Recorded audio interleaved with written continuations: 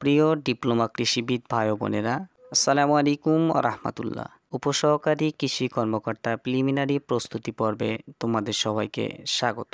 আমি তোমাদের সাথে আছি মোহাম্মদ বাবুল রেজা বাবু, উপসহকারী কৃষি কর্মকর্তা, বিপিএসসি প্রথম ব্যাচ। আমি টেকনিক্যাল পার্টের কিছু সংক্ষিপ্ত প্রশ্ন নিয়ে আজকে আলোচনা করব। প্রথম প্রশ্ন রয়েছে, পামরি পোকার ক্রিয়া পাতার ভিতরে কিভাবে সবুজ অংশ খায়? উত্তর হবে সুড়ঙ্গ করে। সবুজ মণ্ড থেকে কাগজ তৈরির পদ্ধতি আবিষ্কার করে কে বা কারা? উত্তর বিসিআইসি। দেশের একমাত্র রেয়ন মিল কোথায় অবস্থিত? উত্তর চট্টগ্রামে। কৃষির অভাবে ফসলের পরিপক্কতা বিলম্বিত হয়। উত্তর হবে সালফারের অভাবে। লুকিং গ্লাস ট্রি নামে পরিচিত কোন গাছ? উত্তর হবে সুন্দরী গাছ। চাষাবাদে স্যাল্ট পদ্ধতি প্রয়োগ করা হয় কোথায়? উত্তর হবে পার্বত্য অঞ্চলে। বাংলাদেশের প্রথম রাবার চাষ শুরু হয় কত সালে? উত্তর 1955 সালে। ইউনেস্কো সুন্দরবনকে 798তম বিশ্ব ঐতিহ্য হিসেবে ঘোষণা করে কত সালে? উত্তর 6 ডিসেম্বর 1997। আন্তর্জাতিক পরিবেশ দিবস পালিত হয় কত তারিখ? উত্তর 5ই জুন।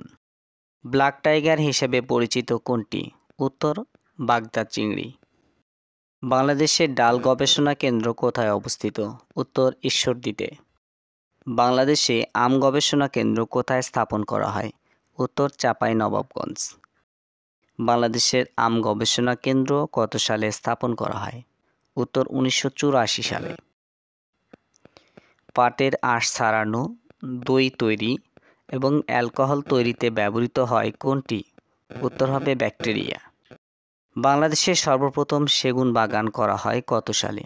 উত্তর 1873 সালে। মাছ সকালের দিকে পানির উপরে খাবি খাওয়ার কারণ কি?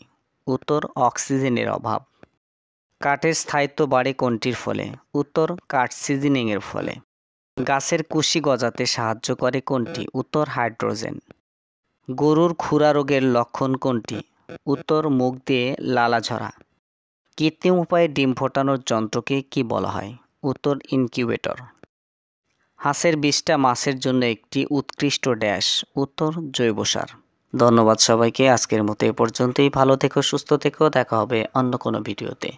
আসসালামু আলাইকুম ওয়া রাহমাতুল্লাহ।